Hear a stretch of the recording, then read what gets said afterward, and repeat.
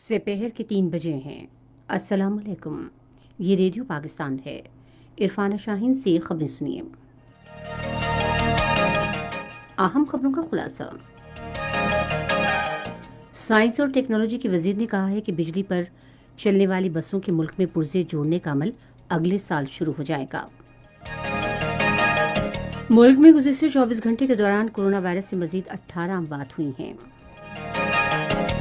مشیر تجارت نے کہا ہے کہ حکومت ملک میں تجارت اور سرمایہ کاری کو فروغ دینے کے لیے اقدامات کر رہی ہے۔ کراچی سے بارش سے متاثرہ علاقوں میں پاک بحریہ کی جانب سے امداد اور بچاؤ کی کارروائیاں جاری ہیں۔ بھارت کے ممتاز روزنامے دی ہندو نے بھارت کے غیر قانونی زیر تسلط جموں کشمیر میں حالات جلد از جلد معمول پر لانے پر زور دیا ہے۔ چین نے کہا ہے کہ بھارت کے ساتھ جنگ کا کوئی عزائم نہیں، تاہم وہ اپنی علاقائی سالمیت کے دفاع سے ہرگز نہیں جھجکے گا۔ اور معروف شاعر اور ادیب احمد رائد کی آج 18ویں برسی منائی جا رہی ہے۔ خبریں تفصیل کے ساتھ۔ سائنس اور ٹیکنالوجی کے وزیر فواد چودھری نے کہا ہے کہ بجلی پر چلنے والی بسوں کے ملک میں پرزے جوڑنے کا عمل اگلے سال شروع ہو جائے گا۔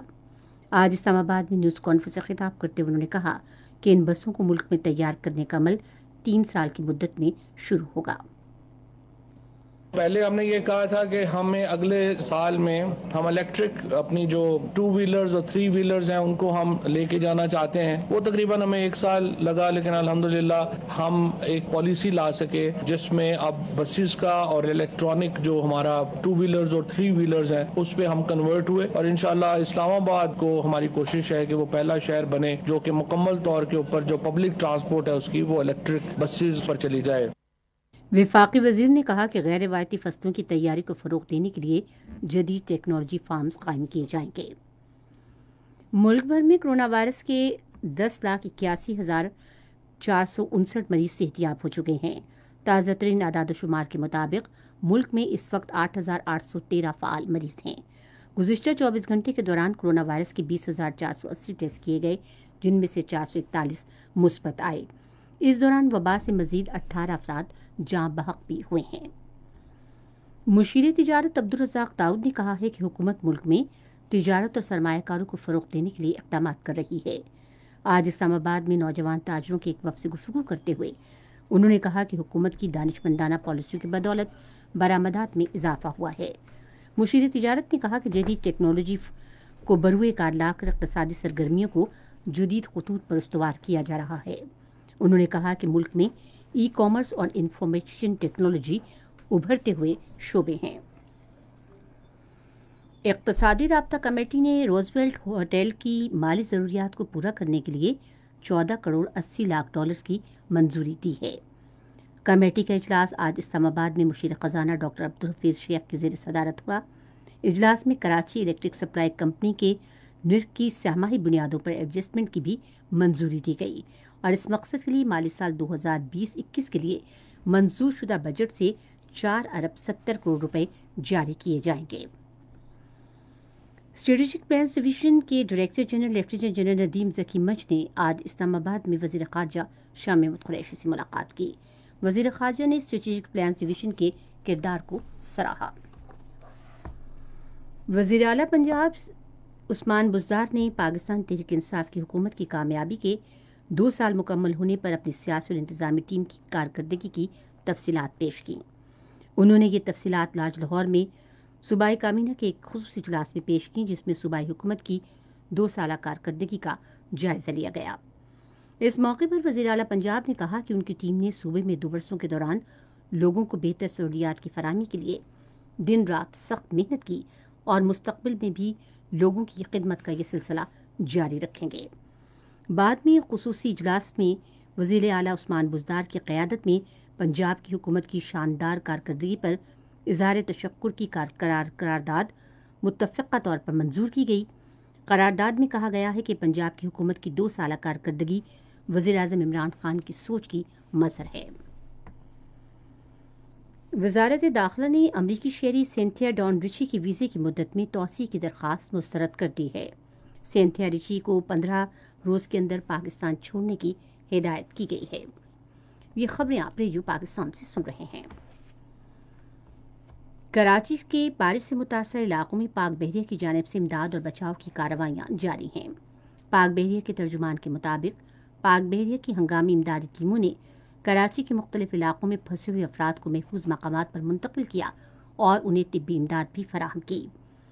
انہوں نے کہا کہ یوسف گوڑ، سرجانی چاون، ناظم آباد اور دوسرے متاثرہ علاقوں میں ہزاروں لوگوں کو تیار کھانا اور پینے کا پانی بھی دیا گیا۔ ترجمان نے کہا کہ امدادی کارروائیوں کے دوران بہتر اقدامات کے لیے مختلف علاقوں کا فضائی جائزہ بھی لیا گیا۔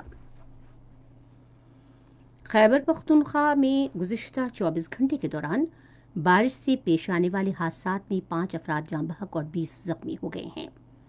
ناگہانی آفات سے نمٹنے کے خصوصی ادارے اور صوبائی ادارے کے مطابق صوبے میں شدید بارشوں اور سیلاب سے 4 مکانات مکمل طور پر تباہ ہو گئے، جبکہ 46 مکانات کو جزوی نقصان پہنچا۔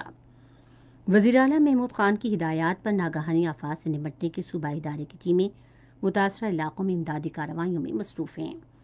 ادھر ناگہانی آفات سے نمٹنے کے ہنگامی کارروائی کا مرکز اپنی ہیلپ لائن 1700 یعنی 1700 کے ذریعے شکایات کے ازالے اور ناگہانی صورتحال سے نمٹنے کے لیے مکمل طور پر فعال ہے۔ انسدادی ٹڈی دل کے قومی مرکز نے گزشتہ 24 گھنٹے کے دوران 1,85,973 ہیکٹر علاقے کا جائزہ لیا اور بلوچستان اور سندھ کے صوبوں کے 2 اضلاع میں ٹڈی دل کے خاتمے کی کارروائی کی۔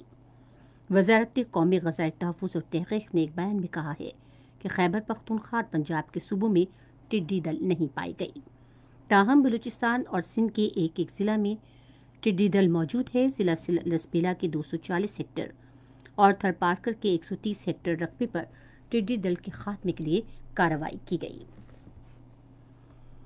بھارت کے غیر قانونی زیر قبضہ جموں و کشمیر میں حکام نے بھارتی باشندوں کو ڈومیسائل سرٹیفکیٹ کا اجراء کا عمل مزید تیز کر دیا ہے اور اجراء کی مدت 15 روز سے کم کر کے 5 روز کر دی گئی ہے۔ پرنسپل سیکرٹری روہیل کھنسال کے مطابق اب تک 12.5 لاکھ ڈومیسائل جاری کیے جا چکے ہیں۔ یہ اقدام مقبوضہ وادی میں بھارتی شہریوں کو مستقل سکونت دینے کی اجازت دیتے ہوئے مقبوضہ کشمیر میں آبادی کا تناسب تبدیل کرنے کے نریندر مودی کی حکومت کے گھناؤنے منصوبے کا حصہ ہے۔ بھارت کے ممتاز روزنامے دی ہندو نے بھارت کے غیر قانونی زیر قبضہ جموں و کشمیر میں صورتحال فوری طور پر معمول پر لانے پر زور دیا ہے۔ اپنے ایک مضمون میں اخبار لکھتا ہے کہ کشمیر کی جدوجہد آزادی کو دبانے کی بھارتی کوشش بڑی غلطی ثابت ہوگی۔ اخبار مزید لکھتا ہے کہ اعلیٰ کشمیری سیاسی رہنماؤں کی کئی مہینوں سے غیر قانونی حراست مقبوضہ کشمیر میں بھارتی فوج کی جانب سے انسانی حقوق کی خلاف ورزیوں سے متعلق شدید عالمی تشویش کا باعث بن چکی ہے۔ افغانستان کے صوبے فریاب میں آج فضائی حملوں میں 3 سرغنوں سمیت 37 عسکریت پسند ہلاک ہو گئے۔ افغان فوج کے ترجمان کے مطابق فضائی حملوں میں صوبے میں طالبان کے اجتماعات کو نشانہ بنایا گیا۔ چین نے کہا ہے کہ وہ بھارت کے ساتھ جنگ کا کوئی ارادہ نہیں رکھتا، تاہم اگر اسے مجبور کیا گیا تو وہ اپنے علاقے اور مفادات کے تحفظ کے لیے نہیں ہچکچائے گا۔ چین کے روزنامے چائنا ڈیلی نے ایک ادارے میں لکھا ہے کہ بھارت کو غلط اندازوں اور چین پر اپنا فیصلہ مسلط کرنے کی خوش فہمیوں پر صرف شرمندگی اٹھانا پڑے گی۔ چین نے یہ بھی واضح کیا ہے کہ سرحدی تنازع کے دونوں ملکوں کے درمیان دوسرے شعبوں میں نقصانات پر منفی اثرات نہیں پڑنے چاہئیں۔ ممتاز شاعر اور ادیب احمد رائے کی 18ویں برسی آج منائی جا رہی ہے۔ احمد رائے 1930 کو امرتسر میں پیدا ہوئے۔ انہوں نے 100 سے زائد فلموں کے گانے بھی لکھے۔ پنجابی فلم ہیر رانجھا کے گانوں سے انہیں قومی سطح پر پذیرائی ملی۔ فن اور ادب کے شعبے میں شاندار خدمات کے اعتراف پر حکومت پاکستان کی جانب سے انہیں تمغہ حسن کارکردگی سے بھی نوازا گیا۔ ان کا انتقال 2002 میں آج ہی کے دن لاہور میں ہوا۔ اور اب موسم کی صورتحال کے بارے میں محکمہ موسمیات کے نمائندے کی یہ رپورٹ۔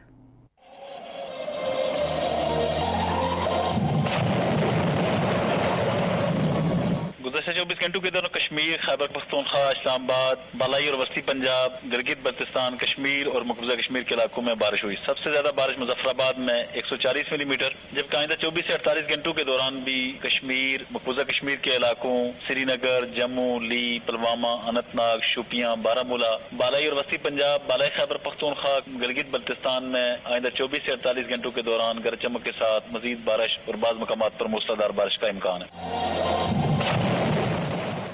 खास खबरों का खुलासा एक मरतबा फिर।